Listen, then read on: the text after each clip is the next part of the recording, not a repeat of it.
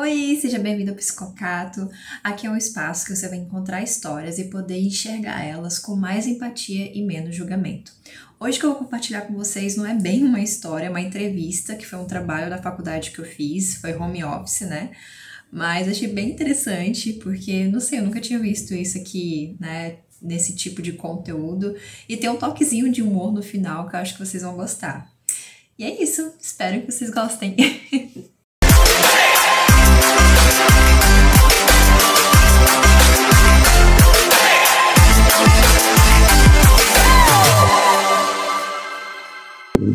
Me fala quem é você, né? Sua formação, quantos anos, enfim, tua historinha. Meu nome é William Bueno, eu sou psicólogo desde 2019, eu acho. Desde 2019. Desde essa época eu já tô com clínica, né? Desde antes da faculdade já era apaixonado pela psicanálise, então foi uma coisa que me levou até o final do curso e eu comecei a atuar mesmo, tá? Na clínica psicanalítica assim que eu me formei. Então, eu sou graduado em psicologia, eu sou especialista também em psicanálise, né? Estou treinando também uma outra pós agora, que é em psicanálise e contemporânea. A gente fala muito sobre as angústias atuais mesmo do ser humano e as várias formas de atuação dentro desse espaço, né? Então, relacionamento, o próprio sofrer mesmo, guerras, enfim, até questões de transtornos. A gente fala muito sobre o autismo porque é uma coisa que não é parecido, não que não existisse antes, mas existe uma subnotificação, né? Hoje em dia existem muito mais jovens autistas com laudo, que de fato existe muito mais informação, né? A gente procura saber muito mais. Sim. Acho que é mais ou menos por aí. Eu já trabalho com a psicologia forense também há alguns anos. E bem nesse processo, eu sou meio inimigo da monotonia, então eu sempre preciso ficar atuando em alguma área para estar mexendo e para poder ter mais material de estudos, né? Então eu trabalho também com avaliação psicológica. As avaliações psicológicas, elas me abriram algumas portas, né? Então trouxeram atuação no pré e pós-cirúrgico. Eu tenho alguns colegas médicos assim no Brasil todo, porque eu consegui alguns contatos também potentes para isso, né? Eles encaminham pacientes deles que vão passar por algum tipo de cirurgia, eu faço esse acompanhamento também.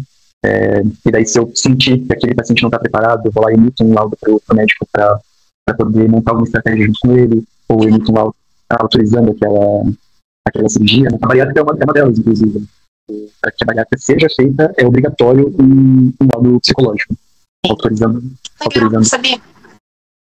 Tem algumas cirurgias pulmonares também, algumas intervenções oncológicas que obrigam a ter esse parecer psicológico, né? Senão o negócio não anda. E tu fez a faculdade na Univale? Fiz na Univale, né? Então a gente está aqui com você para fazer essa entrevista, né? Você é o psicólogo forense, é essa a forma de falar mesmo?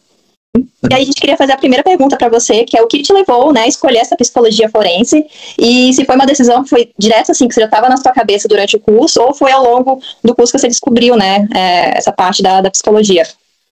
Então, a opção de trabalhar com psicologia forense não foi uma questão de vocação, de dom, ela surgiu na minha vida, né, foi totalmente sem querer. Até hoje, eu relaciono muito meu trabalho com a minha atuação clínica também, né? Então eu nunca deixei de atuar na clínica enquanto eu realizo esses outros trabalhos. Mas durante a faculdade mesmo eu já ouvi algumas coisas, sempre tive um certo interesse, mas nunca o suficiente naquela época para poder buscar mais informações sobre, né? Mas de uns 2 ou 3 anos para cá acabou surgindo a oportunidade, né? Eu conheci uma colega que já realizava esses trabalhos, acabei me aventurando também, tô aqui até hoje. Então, a nossa segunda pergunta é: quais são os tipos de casos mais comuns que chegam até um psicólogo forense e como é feito o processo de avaliação? Então, na psicologia forense, eu trabalho com os casos da justiça gratuita, né? Então, posso receber casos de várias áreas, né? O que eu mais recebo, que eu recebo com maior frequência mesmo, é a vara da família. Então, o que chega para mim com maior frequência mesmo é divórcio litigioso, que é quando existe algum conflito durante a separação, né? Algum desentendimento, seja divisão de bens ou, enfim, qualquer coisa que provoque mesmo esse litígio durante o término do relacionamento, né? Uma coisa que aparece bastante também com relação à vara da família é de guarda, de manejamento também, características da guarda dos filhos, né? Quanto tempo vai passar na casa de cada um dos pais, ou se existe algum tipo de urgência na guarda que precisa passar o quanto antes para a mãe ou para o pai, seja por uma questão de segurança para aquele menor de idade, né? Então, na vara da família, que é o que eu mais atuo, são esses casos que chegam com maior frequência, né?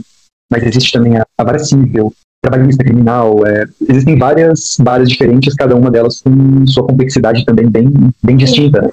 Então, o que eu recebo com maior frequência mesmo é base da família.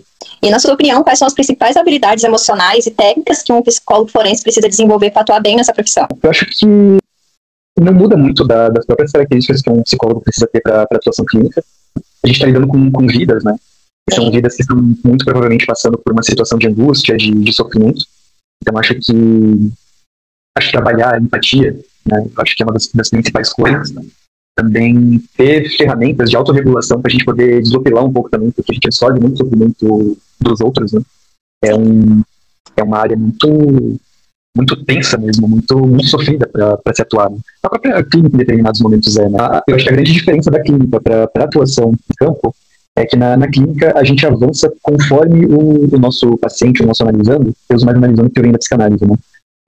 A gente avança conforme o analisando está disponível, né? Ou conforme o analisando ele tá sentindo a vontade para esse avanço.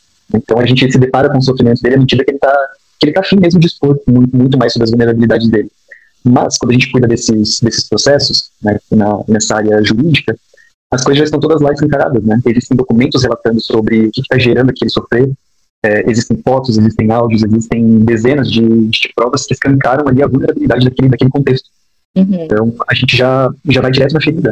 Saber desopilar um pouco disso, né? Saber ter uma válvula de escape para não absorver tanto assim desse sofrimento é primordial, porque senão a gente adoece junto. Né? Qual o caso que você já pegou que te marcou assim profundamente, né? E que também pode ter mudado a sua forma de vida, de você enxergar a sua vida, até mesmo dentro da profissão?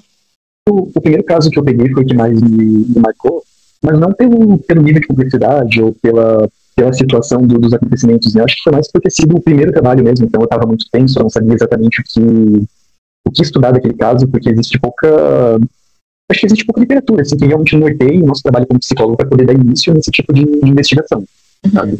Então, por exemplo, o relatório ele tem que estar perfeitamente feito dentro de normas que são exigidas por cada uma das comarcas. Às vezes, determinada comarca ela exige uma formatação diferente, com tópicos diferentes, e a gente tem que se apropriar disso. Né? É bem difícil. Mas, assim, esse caso ele me marcou porque era um divórcio litigioso. As duas partes já viviam com seus novos parceiros, só que eles estavam casados no papel. E, além do divórcio litigioso, existia também uma situação de guarda, que era bem tensa, porque as duas partes, né, um acusava o outro de alienação parental. Isso é uma coisa extremamente comum também no âmbito da vara da família, né, eles sempre alegam uma alienação parental. E daí são coisas que a gente precisa investigar. Né?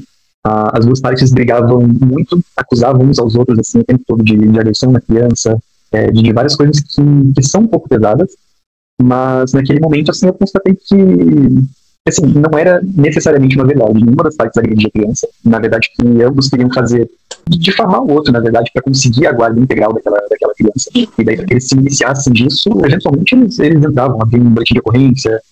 Os dois tinham um poder aquisitivo muito grande, então, quando queriam viajar para o exterior com a criança, o outro travava o processo, porque precisava da autorização de ambas as partes para poder fazer isso, né? Então eles estavam sempre infernizando a vida um do outro. E uma coisa que o psicólogo tem que estar sempre, que daí eu acho que foi uma das coisas que me marcou, né? O que a gente tem que ter sempre em mente é que, eles estão sempre se agredindo verbalmente, eles estão sempre discutindo. Gente, não é problema nosso, né? O interesse naquele caso, especificamente, é a saúde e a segurança da criança. Tanto que no primeiro relatório, assim, eu fiquei pensando depois se não tinha sido duro demais, porque eu dei a entender a conclusão do processo, dei a entender não, eu fui muito firme nisso, que a criança ela tinha um bom desenvolvimento mental, ela tinha uma boa oralidade, ela tinha boas ferramentas de socialização para a idade dela, acho que ela tinha, né, na época, 5 anos de idade, era uma coisinha minúscula, sabe? Super dotada e comunicativa. Só que esse atrito entre os pais criou um estresse tão grande na criança que ela começou a mentir compulsivamente para tentar agradar os pais, né? Então, ela mentia que, sei lá, a mãe deixou ela trabalhando na rua, engraxando sapatos, provavelmente ela viu uma coisa assim na televisão, e ela inventava coisas absurdas, né? Dizer que dormia na rua porque o pai brigou com ela, deixou ela fora de casa. Imagina, uma criança de 5 anos falando isso para poder agradar uma das partes, né? Então, na conclusão do trabalho, assim, eu acabei sendo bem duro em dizer que, por mais que a criança ainda esteja plenamente saudável, ela está vivenciando um estresse muito grande por conta da irresponsabilidade dos pais que terminaram o relacionamento e ainda não conseguiram dar uma conclusão para esse término. Né? O único elo que os liga atualmente é a criança, sabe? Se eles têm alguma desavença um com o outro, gente, dane-se, sabe? Não é mais um problema da criança, ela não pode ser exposta a isso, né? Acho que uma parte fundamental também, nossa, como psicólogo, nas conclusões desses relatórios, é que a gente pode dá dicas de como o Estado pode atuar no trato com aquelas pessoas, né? Então, em alguns desses pedidos de guarda, onde a criança está vivenciando um período mais estressante, se eu verificar essa necessidade, claro. Mas eu sempre dou a recomendação, assim, de que é interessante que o Estado conceda um acompanhamento psicológico para o menor, para que ele consiga desenvolver esse blá blá blá, falando sobre a vida dele, né? Então, a gente pode pedir outras coisas, recomendar outras coisas, né? Orientação de conflito, uma marcação mais pesada, assim, na assistência social dessas residências, para poder saber se a criança realmente está bem instalada nesse ambiente. São coisas possíveis quando a gente enxerga ali que falta alguma coisa naquele ambiente. Então a gente pode atuar dessa forma para poder tentar fechar aquilo lá com ele.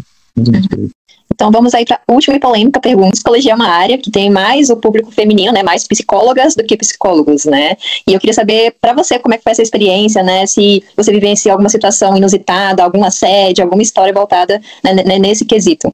Não, assim, de fato o público é majoritariamente feminino. Sim. Eu acho que até como boa parte dos cursos, de alguns cursos de humanas e de boa parte dos cursos da saúde, né, majoritariamente feminino. Inclusive, eu lembro que na minha época da faculdade, quando eu entrei para o centro acadêmico na época, né, a turma que eu estudava eram 30 mulheres e acho que 3 comigo, né, 3 homens contando comigo. Então tinha uma diferença, assim, gigantesca. O trabalho ele sempre foi desenvolvido de uma forma muito, muito responsável, né, até por consequência disso, né, boa parte dos meus colegas profissionais são mulheres, né, são psicólogas.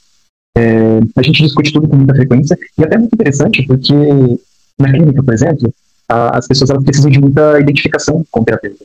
Uhum.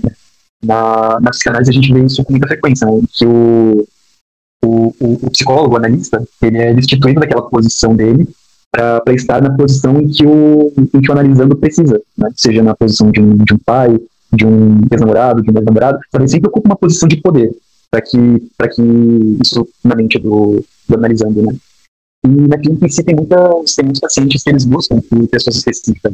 Então, tem pessoas que, por exemplo, pessoas pretas que sofreram com racismo em alguma parte da vida, eles procuram um psicólogo preto, porque eles sentem que a identificação, a vivência daquele psicólogo vai ser interessante para a compreensão do sofrer dele. Não que outros psicólogos não seriam, mas é que para ele facilita na hora de falar, né? Na hora de trazer um pouco desse sofrimento, né? Eu vou dar vários exemplos, né? Mas não necessariamente é uma coisa muito quadrada, assim, mas, sei lá, uma mulher que sofreu algum tipo de assédio, então ela não se sente à vontade com um psicólogo homem, ela se sente muito mais à vontade com uma psicóloga mulher. Ela pode ser mais natural para ela tocar nesse assunto, né? Ou uma mulher que teve um pai ausente e para ela é interessante falar com um psicólogo homem. Eu penso assim, né, de forma geral, quem tem que se identificar é o teu paciente contigo, não o contrário, né? Dentro de um nicho, né, no caso. Na psicanálise, o Freud mesmo dizia que não é só o analisando que escolhe o analista, né? O analista precisa escolher também o analisando, porque se for uma pessoa que não está avançando no processo, se ela não tiver um comprometimento mesmo com esse processo dela, a gente não pode ser esse tipo de pessoa que vai estar ali deixando esse caso que não se desenrola, né? Avançando sem chegar num lugar específico por tempo, só que você vai estar ganhando aquele dinheiro seguro ali, tipo, sessão por sessão, né? Então a gente tem que fazer esses investimentos também de se perceber, olha, eu sinto que não está avançando, talvez eu precise te recomendar para um colega, talvez te faça melhor nesse momento, ou vamos entender por que não está avançando, que eu sinto ali que tem alguma coisa que está te bloqueando de alguma forma, acho que a gente tem que conversar sobre isso.